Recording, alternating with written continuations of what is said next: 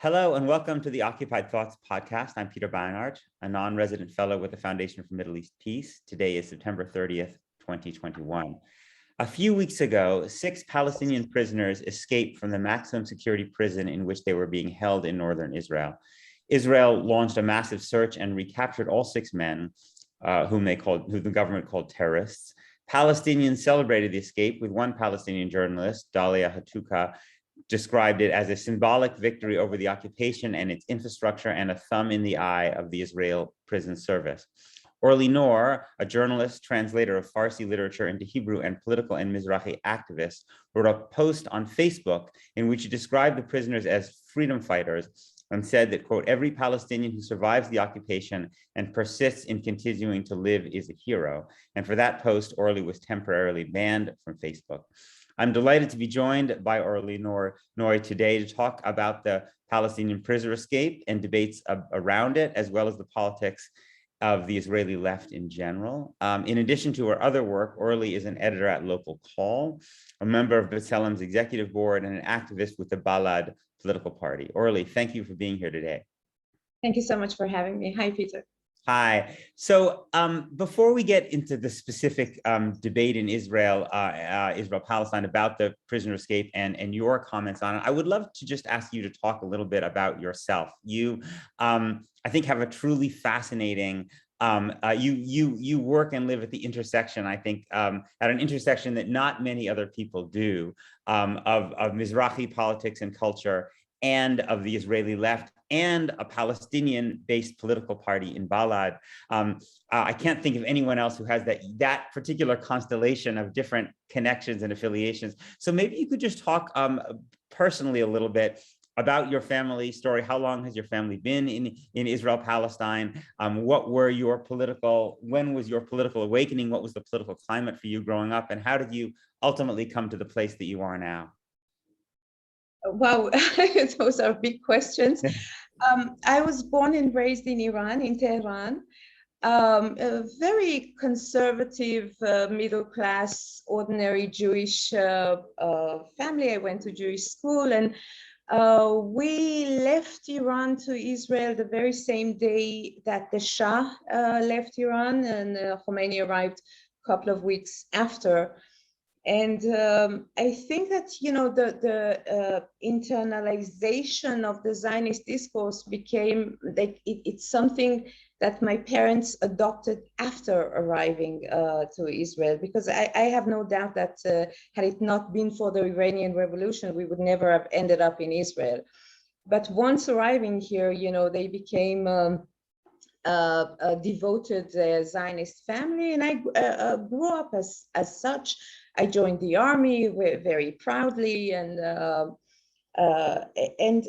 moment of awakening, I don't think that there was one such moment per se, but I think that, you know, in a certain moment when I realized that when I arrived to Israel at the age of 9, and even before I actually set foot on the land of Israel, as a Jew, I already had more privileges and more rights in that country than a Palestinian whose family has been living here for generations.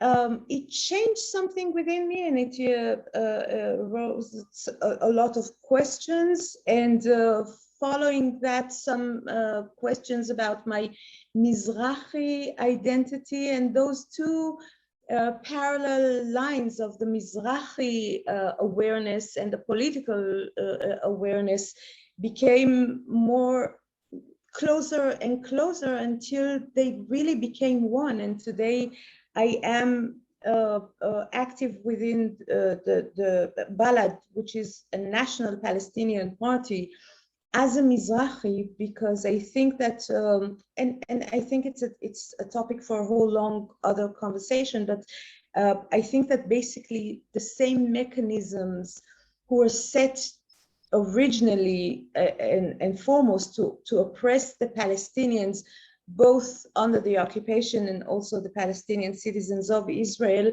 they also, the same mechanism serves to discriminate against Mizrahim and to oppress Mizrahim through land distribution, through budgets, through cultural peripherization, through the whole, many different sorts of tools that this mechanism of oppression uses against both communities. So today, for me, it's really it's the same. I'm also there in Balad because of sense of solidarity with the Palestinians, but also because I think that at the source of it, at the root, it's the same struggle against the colonial nature of the state of Israel today. As you said, I could ask you about this all day. I'm deeply fascinated by this subject and by your analysis on it. But we promised the listeners that we would focus on the Palestinian prisoner escape. So we'll defer that for hopefully another day. Talk about the significance of this prisoner escape and the way it was, the discourse that emerged about it, both in Israeli Jewish society and in Palestinian society. Well, without a doubt, that was a dramatic moment. I mean, when we heard that the news early in the morning, the first reaction by everybody was complete shock. This is not something that happens. It's the one rare moment that David actually defeats Goliath, even if it's just for one temporary moment. So if you are rooting for Goliath, then you are not only shocked, but also offended and insulted. It's almost, I think that after the initial shock, the Israeli discourse was mainly one of insult. I mean, how is it possible that they outsmarted us, that they defeated our undefeatable security system? And for Palestinians, of course, it was a moment of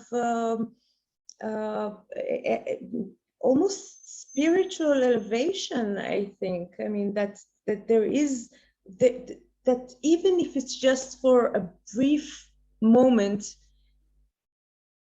those 6 Palestinian prisoners under the most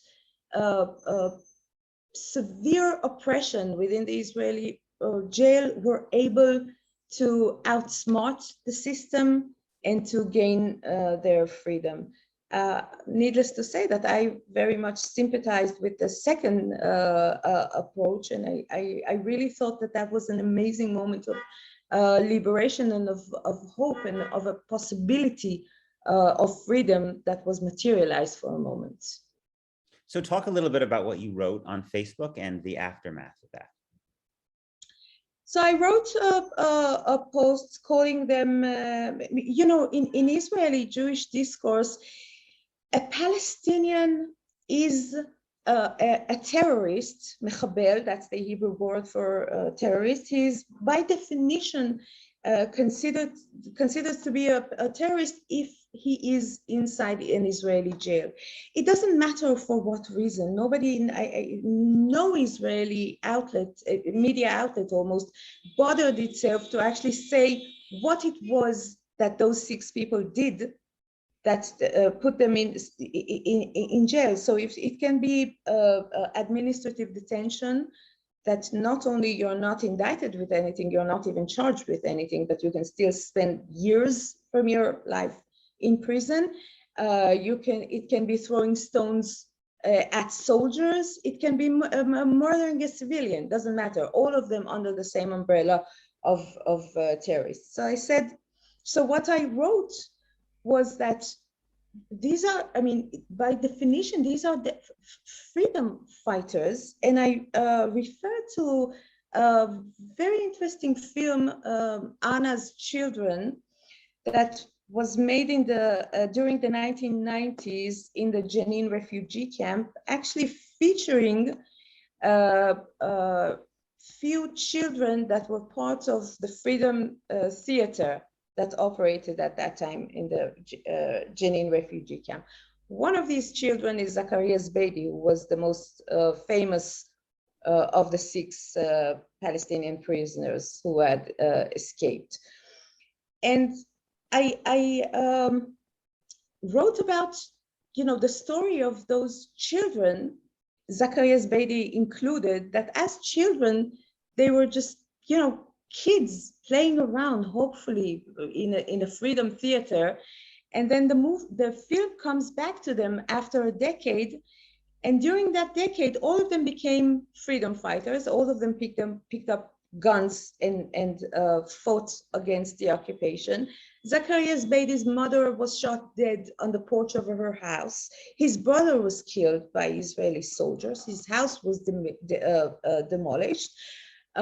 Almost all of his friends were killed by the Israeli army, including almost all of the kids that feature in that film.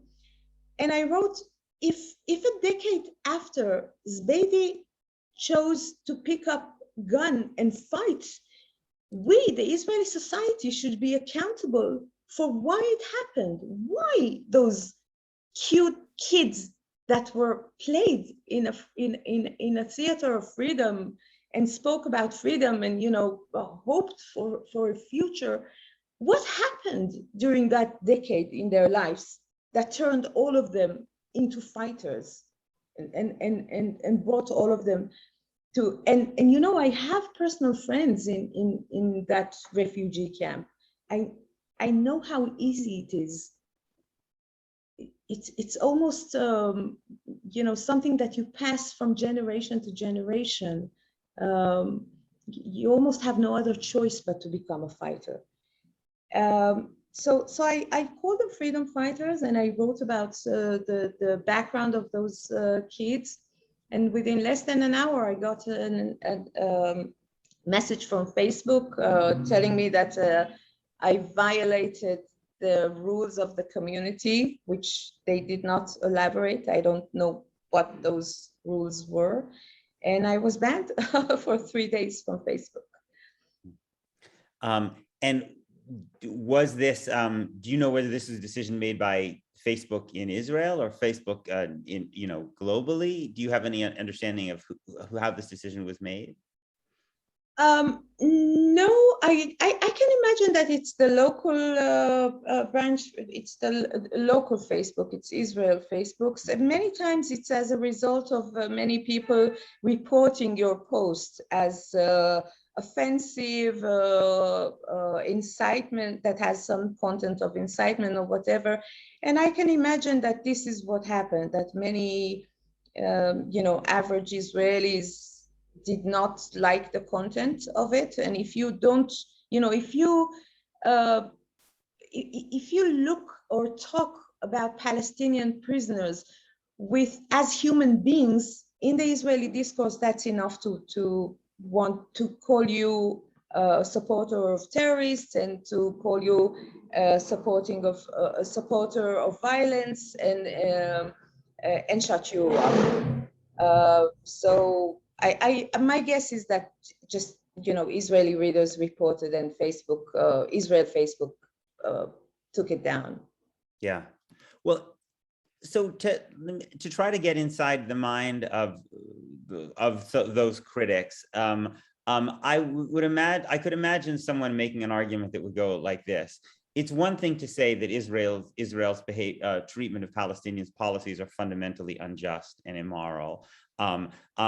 But to say that to justify Palestinian violence against Israelis, if that's how people interpreted what you were doing with the phrase freedom fighters, is first of all means justifying violence against civilians, which is something that many people would say is simply morally wrong, and also might say, means that you are essentially, giving a blessing to violence against your Israeli Jewish neighbors, which is something that people would understandably react to with a strong sense of betrayal and abandonment.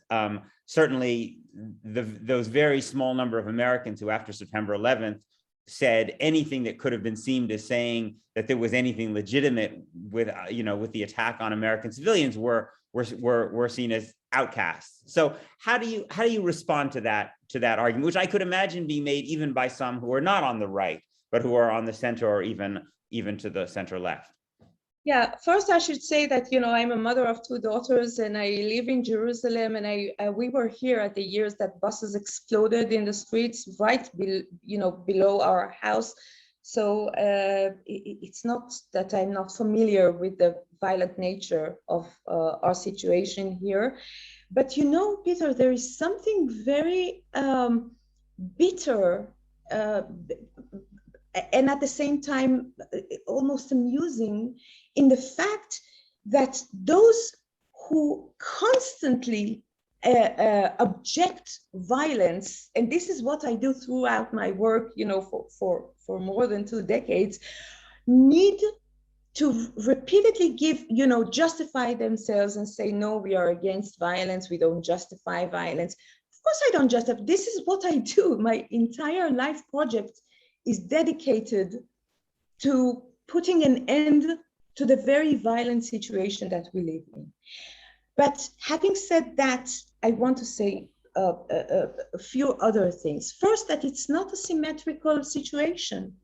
We live in a very, very violent reality, but there is no symmetry between the Israeli violence, which is aimed to deepen a deadly, brutal occupation, and the violence used by Palestinians to liberate themselves from that occupation and violence. So it is a violent reality. It's not enough to just say, oh, we are just against violence. That's not enough. You need to look deeper and see the roots of this violent reality and take a stand. This is one thing. The other thing is that Israel leaves almost no room for nonviolent resistance for the Palestinians. So it's okay, so we are against violence.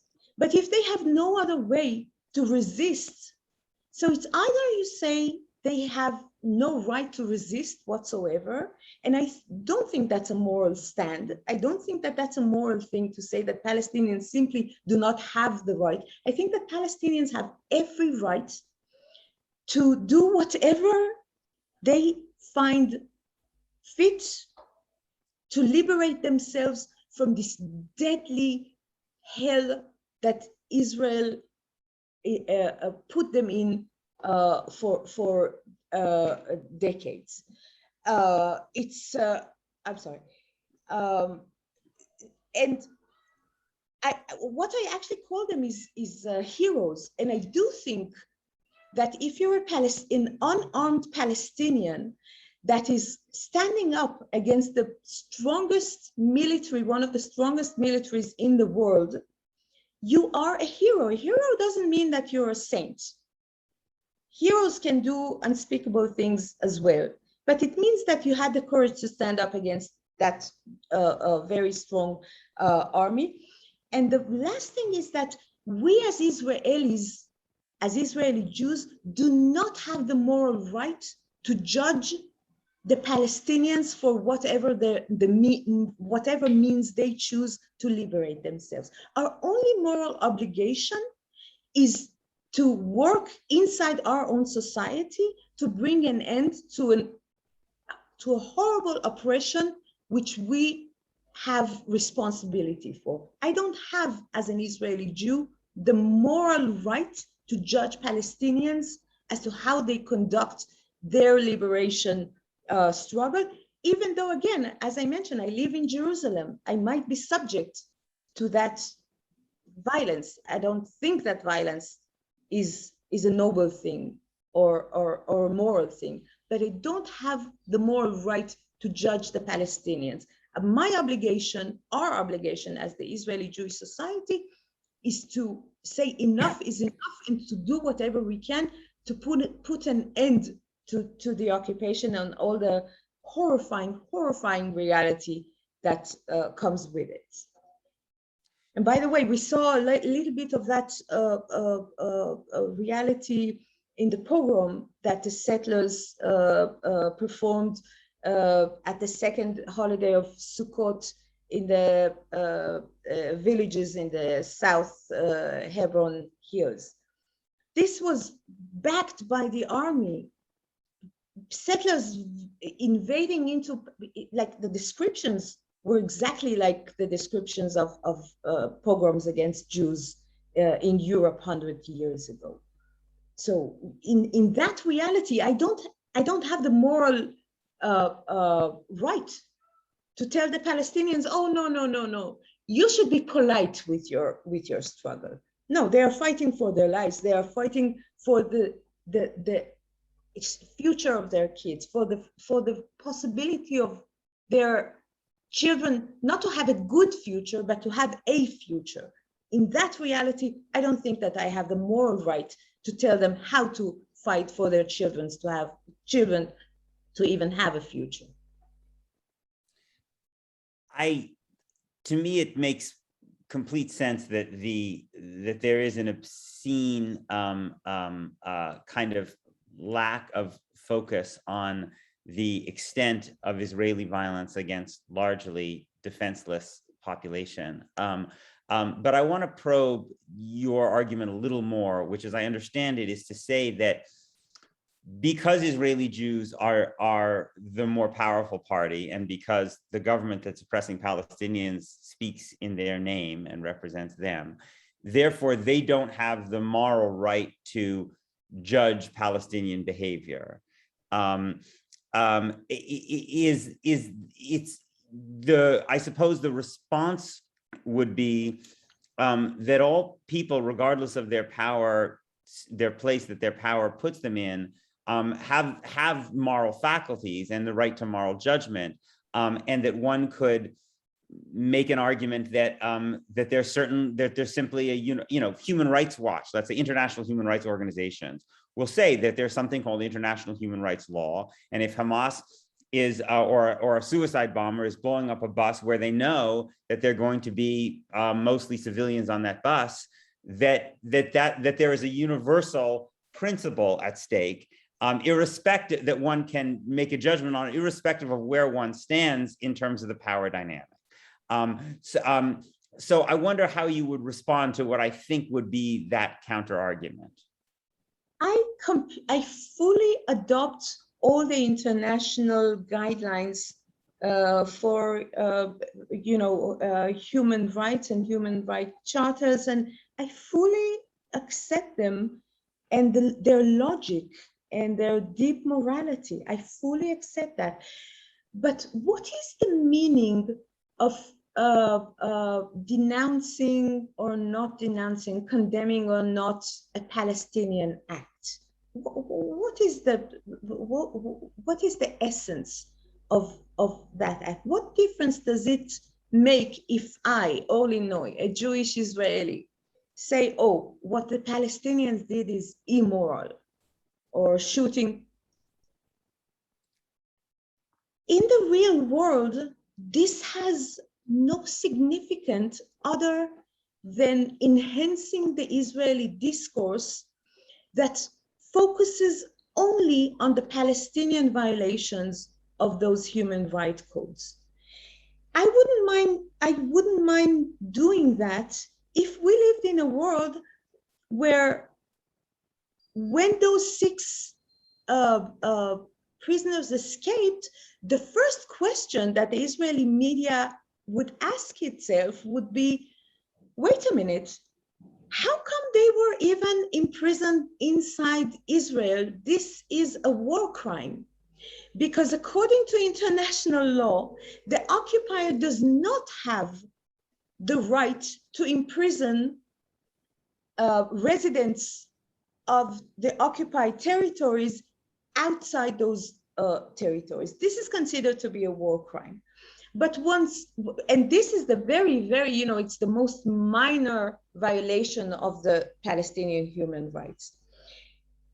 So in a reality where none of these violations is seriously discussed, nobody in the international arena seriously demands Israel to be accountable for those violations, what would be the meaning of me, an Israeli Jew, going no to the Palestinians and say, oh, you're not doing it right, you're immoral with the way that you're conducting your struggle? It's completely meaningless. There is, I think, I think that the international discourse and certainly the Israeli one became to be so indifferent or so, casual about the occupations, or as almost an intellectual, exercise. It's not an intellectual exercise. It's people dying every day. It's children being tortured every day. It's communities being erased. In that sort of circumstances, I think that discussing the Palestinian morality is some sort of a privilege that we don't have right now. There's also a conversation about the effectiveness of violence as a response, and so another line of argument against your position would simply be, even putting aside the question of morality, that, let's say, the experience of the Second Intifada shows that Palestinian violence against civilians doesn't help the Palestinian cause. It actually sets the Palestinian cause back. Now, on the other side, there have been writers like Nathan Thrall, in his, recently in his book, The Lonely Language They Understand, he actually argues that violence is actually effective for both sides, that he thinks that both Palestinians and Israeli Jews tend to respond more to violence than to anything else. So I wonder, just on the strategic question, how you think it through. First of all, I think that strategically, this is really a Palestinian consideration. I think that this is it's up only to the Palestinians to decide what is more effective or less effective for their struggle. But now I will be very Jewish of me and answer your question with a question. So what has been an effective tool for Palestinians when everything was very quickly framed by Israel as some sort of terrorism? Take BDS, for example. Can you think of a less violent resistance than the BDS? Now you have countries declaring BDS to be anti-Semitic. So if everything, and that's what I meant earlier when I said that Israel is constantly and deliberately limiting the Palestinians' possibilities for non-violent resistance. I think that Israel is actually systematically pushing Palestinians towards violent resistance because it knows that then it can crush them down with legitimacy from wall to wall from the international community, and that would be a way easier setting for Israel. But there is no non-violent way for years the Palestinians in the West Bank, the popular committees, week after week after week, they demonstrated in Bil'in and in Alin and in other communities in the West Bank. Do you know how many casualties, how many of them the Israeli army shot dead?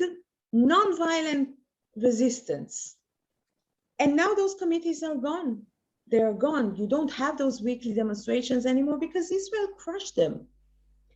So it's not that non-violent resistance has been more effective for the Palestinians. This is the tragedy. Nothing has been fruitful or effective for the Palestinians. So I'm not the one to tell them, what is more effective or less effective. I want to ask about, you talked a little while ago about the kind of abstract conversations that sometimes take place among Jews, whether in Israel or elsewhere, about the occupation and about the conflict in general, which lack the moral immediacy that you have when you speak as someone who who interacts with Palestinians, who's seen some of these things for firsthand. I have to say too, I find this in the United States among American Jews one of the most deeply upsetting things that smart people, thoughtful people can discuss these issues with no sense that there's any moral urgency and I'm wondering if you also were talking about how you feel like the Palestinian struggle has been utterly unsuccessful, regardless of a variety of different strategies. I want, in your experience as an Israeli Jew living in Israeli Jewish society, do you have any hope for the ability of people like you to change the Israeli conversation, to move Israeli Jewish politics in a way that might create new opportunities for equality and freedom? The short answer is unfortunately no. I'm very, very much pessimistic. I think that the general Jewish Israeli public is becoming more and more oblivious to the catastrophic situation in the West Bank. When Naftali Bennett, Prime Minister Bennett, said at the United Nations recently that Israelis do not wake up every morning and thinking about the occupation, he unfortunately is actually right. I will tell you who does wake up every morning and thinking about it: the settlers, of course, and they do, and the Palestinians, for sure. But I don't think, when we speak, for example, about apartheid, and we promote a very,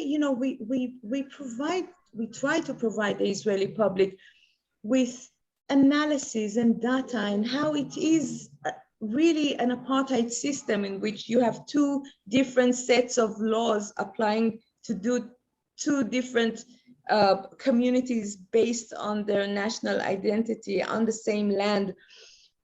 And, try to promote a very rational discourse. The minute they hear the word apartheid, they say, oh, those crazy leftists, they say anything when they are upset. So it's very, and after they say, okay, so apartheid, so let them call apartheid. This is what it is. This is what it is. When, again, I'm going back to the pogrom this week because I'm really still shaken by it, when Palestinian families need to hide their children because settlers and soldiers are now out of the blue just attacking their houses. And you have a 3-year-old Palestinian in a severe condition in the hospital. And then the Israeli media publishes, they reported under the headline of clashes between Palestinians and settlers in the West Bank. So I think that the ability to actually make this change from within is extremely limited. I think that if anything is to be changed, will be through international pressure and hopefully change of views and pressure by the American Jewry. I think that they have, you guys have a really, really important role in all of that. You don't agree? You don't think that's... When I hear people say that it's up to American Jews, it makes me even more depressed. Because I think I just don't, because I think so many of the same dynamics that exist in Israel exist here, and beyond that, there's a different dynamic which is even worse, which is that only a certain percentage of American Jews really care. Most American Jews are, quite distant from all of this, and those who care, they tend to lean much more to the right, you know, especially in a Jewish community that is will be more and more Orthodox dominated in the next generation among American Jews. So you know, and I think I would love to know, you know, I cannot think of many examples that I can think of in my life where I feel like I have really convinced someone to think differently, you know, that much, you know, maybe sometimes they might have had some of their own experiences, but I mean, given that you have to go back and forth in these dual existence between being with Palestinians in the struggle that you're part of and also living in Israeli Jewish society as you do, I'm wondering, are there moments where you can point to where you feel like you have found some way to break through? I mean, you talked about growing up to break through to people and make them think in a fundamentally different way. Yes, I actually the few beams of optimistic lights that it's within the younger generation. I often write about, you know, urging young kids, when you get that first hello knock on the door from the army at the age of 17, think, wait, it's right. It's not just the law, it's in the air that you breathe in Israel. It's the most natural thing for you to do. You're waiting for it anxiously. This is, you know, your opportunity to demonstrate your patriotism, you know, that you're one of the guys but I often think, you know, write about that you still have the right to think. Don't let them take that away from you. You know, inquire, ask questions, read testimonies by breaking the silence, go to field trips with the different organizations, know the situation. So every once in a while I would get a private letter that somebody says, you made me think, and I won't go to the army, or I'm thinking about it. And I actually have a bunch of really amazing young girls and boys that I've been sort of accompanying, or, you know, we've been corresponding and for some time. So it's, you know, it's very, very small, but if I must speak about some hope, then I think that the hope is in those young women and men. Mm-hmm. I hope you'll write about that at some point if you haven't. The last question I want to ask you is, I don't want to us in this conversation repeat this problem of these Palestinian escapees being, you know, faceless and dehumanized and, you know, not existing as people. So I don't know how much you know about them and their own stories, but I wonder if you just want to say anything about what you do know about who these people were, how they ended up in an Israeli prison, and what we should know about them as human beings. Well, I don't have their names. Of course, you know, once Zacarias Beatty was there, I don't know if, you know, people outside Israel know what a huge celebrity actually Zacarias Beatty is. No, I don't think so. I think it would be valuable for you to talk about that. Yeah. So Zacarias Beatty was for a long time the most wanted person by Israel, and he fought very bravely during the big military invasion to his refugee camp Jenin, and he was also he became famous because an Israeli Jewish left activist, Tali Fahima, she went at the midst of this battle to Jenin and said that she will be a human shield for Zacarias Beatty. And you know, the Israeli media tried to make it a tabloid sort of story, which it wasn't. But all of that got a lot of attention, and he became, and then he was arrested and released and arrested again. And there was something very captivating about his his figure. So he became really a public, like a celebrity in Israel. So once Zacarias Beatty was there, the entire attention went to him. The other five were members of the Islamic Jihad, which again, that's another code word in the Israeli discourse. You know, oh, jihadic Islam. It's a political party with an armed branch, because this is the way the Palestinian politics operates. I think that most of the one for certain, it's funny, you know, for five of them, actually it was mentioned what they did, why they were in prison, and you had to look very hard to find that information. For one of them, it wasn't even mentioned. So it's clear that he was in administrative detention, which means that he's there without being given a reason why he is arrested. And Israel can lock somebody up for his entire life to renew his imprisonment every 6 months without giving a reason. So that was one of them. From the other four, I think that two had to do with attacking soldiers and two had to do with attacking civilians.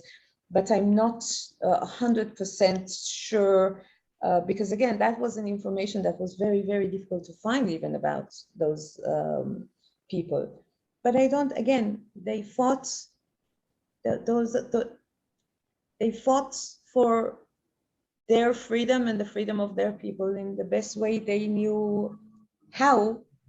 And with Zacarias Beatty, it's actually a rare case that you can, you know, see it's documented. You can see him as a child, this innocent child, and then see him as this scary terrorist, you know, escaping prison. So for me, the question is not so much what they did, but how they became to be prisoners. Why, you know, since 1967, 1 out of every 5 Palestinian men has been through Israeli jail. 1 out of 5. Do I need to know what every single of these hundreds of thousands of people did? No, no. I need to know that what I need to know is that it's a horrible reality created and maintained by Israel, and Israel is the one who should stop it. Yeah. Orly, thank you so much for taking the time for this conversation. There would many other things I would love to talk to you about, and I hope I'll have the opportunity to do that at some point. Thank you so much, Peter. Thank you.